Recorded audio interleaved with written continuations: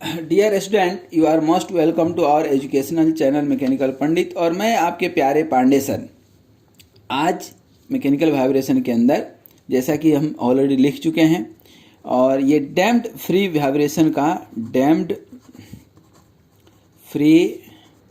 Vibration का एक numerical है। ठीक है, इसी न्यूमेरिकल को आज हम लोग देखेंगे। लेकिन मैं इस न्यूमेरिकल को देखूं, पढ़ूं, उसके पहले मैं थोड़ा सा डैम्प्ड फ्री वाइब्रेशन के बारे में आपसे डिस्कस करना चाहता हूं। ठीक है, तभी तो आप समझ पाएंगे। ठीक है, डैम्प्ड फ्री वाइब्रेशन में हमने डिस्कस किया था कि डैम्प्ड फ्री वाइब्रेशन, तो फ्री वाइब्रेशन मतलब कोई एक्सटर्नल एक्साइटेशन नहीं है, पहला चीज़। दूसरा चीज़, डैम्प्ड है तो डैम्पर इसमें है लगा हुआ। ठीक है ना, देयर इज ऑलरेडी डैम्पर। ठीक है, और स्प्रिंग स्टिफनेस के, और इन सब के फोर्स को हमने जो है कैलकुलेट किया, सम किया और इक्वेट टू जीरो कर दिया, क्योंकि इक्विलिब्रियम कंडीशन है, फ्री वाइब्रेशन है। तो mx डबल डॉट प्लस सी एक्स डॉट प्लस के एक्स इक्वल टू जीरो, इसको हमने सॉल्व किया था। ठीक है ना, इसको जब हमने सॉल्व किया था तो इसका इक्वेशन निकल करके आया था। देखिएगा, मैं ये जो है आपको सॉल्व किया था, यही इक्वेशन था, यही हमने, और ये तरीका है हमारा सॉल्व करने का। लेक्चर नंबर 30, इसका हमने 2 रूट निकाला था, याद होगा आपको 2। देखिएगा ध्यान से, ये क्वेश्चन हम मिस नहीं करेंगे, क्वेश्चन करेंगे अभी, लेकिन इसको समझ लीजिए पहले। ये 2 रूट हमने निकाला था। ये 2 रूट निकालने के बाद जो है हमने आपको समझाया था, क्या, एक मिनट, ये 2 रूट निकाले u1 एंड u2। ठीक है, और इसको सॉल्व करके ये फाइनल इक्वेशन आया था हमारा। ठीक है, अब फाइनल इक्वेशन में, ठीक है ना, ये ध्यान देंगे आप, फाइनल इक्वेशन, तो फाइनल इक्वेशन क्या है हमारा, कुछ इस टाइप से आया है। ठीक है ना, अब देखिए, एक्सपोनेंशियल के टर्म में आए, ठीक है ना, या साइन कॉस के टर्म में आए, वो तो डिपेंड करता है कि आप उसका सॉल्यूशन कैसे फाइंड आउट करते हैं। ठीक है, बट ओवरऑल जो सॉल्यूशन हमने निकाला उसमें हमने क्या देखा कि टर्म कौन कौन से हैं। ठीक है ना, अब इसमें एक टर्म आया था डैम्पिंग रेशियो। डैम्पिंग रेशियो का होता है C/cc। क्या होता है? C/cc। सी क्या है? ये डैम्पिंग कोफिशिएंट है, और ये cc क्या है? क्रिटिकल डैम्पिंग कोफिशिएंट है। ठीक है, क्रिटिकल डैम्पिंग फैक्टर भी बोलते हैं। अब ये क्रिटिकल डैम्पिंग फैक्टर का वैल्यू कितना होता है? 2mw। m तो मास हो गया आपका, और w क्या हो गया? Square root k/m। W क्या हो गया? Square root k/m।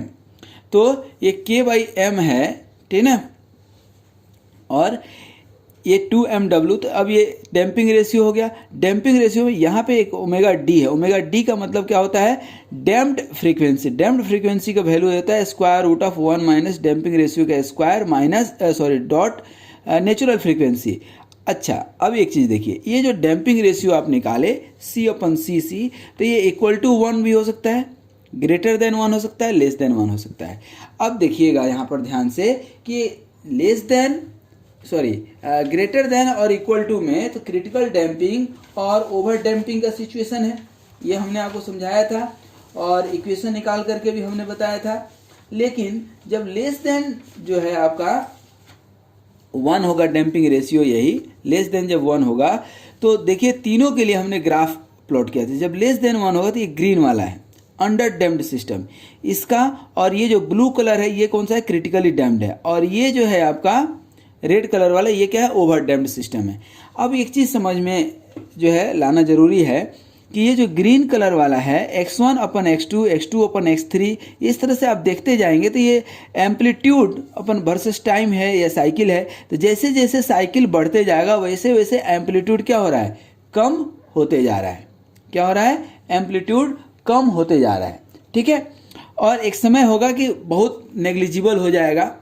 ठीक है, तो ये जो यहाँ पर कुछ एम्पलीट्यूड था, अब यहाँ पर आकर के कुछ एम्पलीट्यूड हो गया है, यहाँ घटते जा रहा है। तो इस जो घटने की जो घटनाक्रम है, क्या इनके बीच कोई रिलेशन है?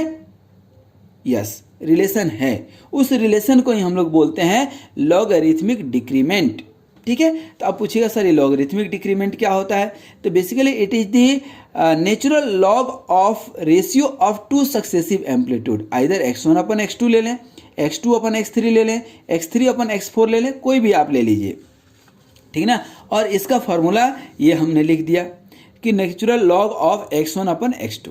अच्छा, ये तो फर्स्ट अपन सेकेंड है या सेकेंड अपन थर्ड ले सकते हैं, कोई एक साइकिल, लेकिन 5 साइकिल लेना है सीधा, x1 अपन xn लेना है तो nth नंबर ऑफ साइकिल लेना है तो nth नंबर ऑफ साइकिल लेना है तो क्या हो जाएगा 1/n, क्या हो जाएगा 1/n natural log of x1/xn+1। ठीक है, इस फॉर्मूला का ही हम लोग इस क्वेश्चन में यूज करेंगे और ये है आपका इक्वेशन, ठीक है ना, ग्राफ, सॉरी। अच्छा, ये लॉगरिथमिक डिक्रीमेंट, ठीक है ना, डैम्पिंग रेशियो से भी निकाल सकते हैं। यदि डैम्पिंग रेशियो आपको मालूम है तो बेसिकली डैम्पिंग क्या करता है, एम्पलीट्यूड को कम करते हुए चले जाता है, एम्पलीट्यूड को कम करते हुए चले जाएगा। तो एम्पलीट्यूड जब कम करते हुए जाएगा तो ये जो है आप लॉगरिथमिक डिक्रीमेंट यहाँ से भी निकाल सकते हैं। ये फार्मूला है आपके पास 2 pi damping ratio upon square root of 1 minus damping ratio का स्क्वायर। ठीक है, यहाँ तक कोई डाउट? तो आई थिंक यहाँ तक कहीं कोई डाउट नहीं होगा। ठीक है, अब आइए हम लोग क्या करते हैं, आगे बढ़ते हैं।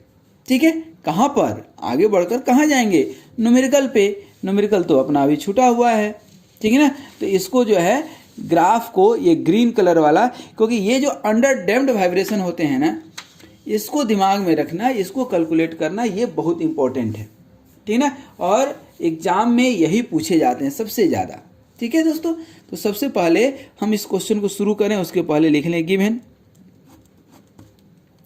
For a vibratory system. अब वाइब्रेटरी सिस्टम क्या, यही है वाइब्रेटरी सिस्टम। देखिए, ये स्प्रिंग और ये डैम्पर, इसके अलावा कुछ है ही नहीं दुनिया में। है तो बहुत कुछ, लेकिन हमारे मैकेनिकल वाइब्रेशन में नहीं है। ठीक है, चलिए इसी तरह से कभी कभी हंस मुस्कुरा भी लिया कीजिए, क्योंकि काफ़ी सीरियसली होकर के हम लोग पढ़ते हैं। और मैं जो पढ़ाता हूँ प्योर मैथमेटिकल सब्जेक्ट जो है आपके, उसको मैं ले करके आगे बढ़ता हूँ। तो मैथमेटिक्स इसमें कहीं ना कहीं इन्वॉल्व रहता है। जब मैथमेटिक्स इन्वॉल्व रहता है तो थोड़ा कंसंट्रेशन जरूरी है और फ्री माइंड होना जरूरी है। इसलिए मैं बीच में कहीं कहीं आपको इधर उधर की बात बताता हूँ, ताकि माइंड हल्का हो जाए। ये नहीं कि ऊपर ऊपर सब चला जाए, ठीक है ना। तो ऊपर ऊपर नहीं जाना चाहिए। ठीक है, अब देखिए, ये vibratory system with viscous damping. अब ये डैम्पर भी 4 तरह का, डैम्पर की शादी हुई। अब शादी होगी तो क्या होंगे, बच्चे तो होंगे। बिना बच्चों की फिर शादी का क्या मतलब है।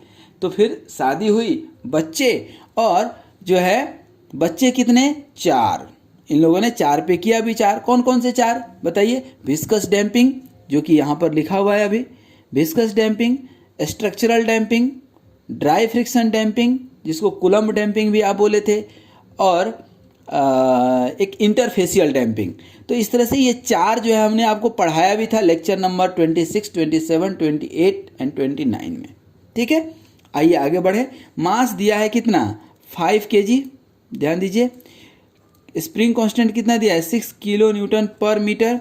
एंड सी दिया है कितना, 25 newton second per metre. Determine the logarithmic decrement and the ratio of any 2 successive amplitude. अभी तो सीधा लॉगरिथमिक डिक्रीमेंट पूछ रहा है भाई। तो लॉगरिथमिक डिक्रीमेंट और ग्राफ ऐसा तो कुछ दिया नहीं है। ग्राफ ऐसा कुछ दिया है क्या, नहीं दिया। और तो और ये 2 सक्सेसिव एम्पलीट्यूड का रेशियो भी पूछा है, ratio of any 2 successive amplitude. मतलब यदि कहें तो हमसे पूछ क्या रहा है, x1/x2 बताइए कि क्या है, और आपसे लॉगरिथमिक डिक्रीमेंट डेल्टा का वैल्यू पूछ रहा है। ठीक है ना। अब डेल्टा का जो हमने फॉर्मूला लिखा था, ठीक है ना, क्या लिखा था हमने डेल्टा का formula, delta equal to ln x1/x2। ऐसा कुछ तो है नहीं, लेकिन एक डेल्टा का फॉर्मूला और हमने लिखा है। ये जो है डेल्टा का फॉर्मूला एक हमने और लिखा है। क्या लिखा है हमने, देखिए, यही delta equal to 2 pi damping ratio upon square root 1 minus damping ratio लिखे है कि नहीं। तो अब बोलिएगा सर ये डैम्पिंग रेशियो कहाँ से मिलेगा, तो मिलेगा। डैम्पिंग रेशियो क्या होता है बताइए, तो C/cc। अब बोलिएगा सर ये cc कहाँ से मिलेगा हमें, तो cc इक्वल टू क्या होता है, 2m ओमेगा। ये तो c हमें मालूम है, cc मिल जाए, और cc कहाँ से मिलेगा, 2m ओमेगा। अब बोलिएगा सर ओमेगा कहाँ से मिलेगा, तो ओमेगा इक्वल टू क्या होता है, स्क्वायर रूट k/m। ठीक है, स्क्वायर रूट k/m, तो k मालूम है, m मालूम है। ठीक है, तो यहाँ cc निकालेंगे तो 2m कितना है, 5 kg। 5 into square root k/m, k कितना है 6000/m। एम मतलब 5 kg। इसको आप सीसी का वैल्यू निकालेंगे, ठीक ना, यहाँ से सीसी का वैल्यू निकालेंगे तो ये आपका आ जाएगा लगभग 347 मान लीजिए आएगा, ठीक है ना। ये करके आप देख लीजिएगा, ठीक है। तो अब यहाँ से ये निकाल सकते हैं क्या, डैम्पिंग रेशियो कितना आ गया, सी कितना आया 25 और सीसी कितना निकाले 347। तो ये आपका डैम्पिंग रेशियो जो निकल करके आएगा ये आ जाएगा 0.07, ठीक है। तो यहाँ से अब लॉगरिथमिक डिक्रीमेंट देख लीजिए सर, ये डेल्टा 2 पाई इंटू 0.07 यही है ना डैम्पिंग रेशियो अपन स्क्वायर रूट 1 माइनस 0.07 का स्क्वायर कर लें। हालांकि ये नीचे वाले पार्ट को आप यहाँ इग्नोर कर सकते थे, हमने बताया था कि यदि बहुत छोटा हो तो इसको इग्नोर कर सकते हैं। और ये डेल्टा इक्वल टू आप निकालेंगे तो 0.45 आ जाएगा, ठीक है। तो एक इक्वेशन ये जो है आपका 0.45 आ गया आंसर, ठीक है। अच्छा, यही डेल्टा इक्वल टू, ठीक ना, यही delta equal to 0.45 delta equal to क्या लिख सकते हैं, natural log of x1 upon x2। यहाँ पे x1 अपन x2 लिखेंगे तो क्या हो जाएगा e टू द पावर 0.45। अब इसको सॉल्व कर दीजिए, ठीक ना, इसको सॉल्व करेंगे तो कितना आ जाएगा 0.125 आ जाएगा आपका, सॉरी 1.5। ये साइंटिफिक कैलकुलेटर से सॉल्व कीजिए तो देखिए यहाँ पे x1 upon x2 equal to कितना आ गया 1.5। इसका कोई यूनिट नहीं होगा, क्यों नहीं होगा यूनिट, क्योंकि यह रेशियो है, क्या है, रेशियो है। तो ये तो अभी हमारा शुरुआत है न्यूमेरिकल का। इस तरह से कई सारे न्यूमेरिकल हम लोगों कम से कम 10 से 15 न्यूमेरिकल तो करना जरूरी है कॉन्सेप्ट को समझने के लिए। कॉन्सेप्ट को समझने के लिए इससे भी ज़रूरी है कि जितने भी हमने थ्योरी पढ़ाए हैं, खास करके मैं आपको फिर भी एक बार रिपीट कर दूं कि लेक्चर नंबर 26 बहुत इंपॉर्टेंट है, फिर लेक्चर नंबर 30 एंड 31, ये 3 लेक्चर जो है बहुत अच्छे से देख लीजिएगा, ठीक है ना। These 3 lectures are very very important.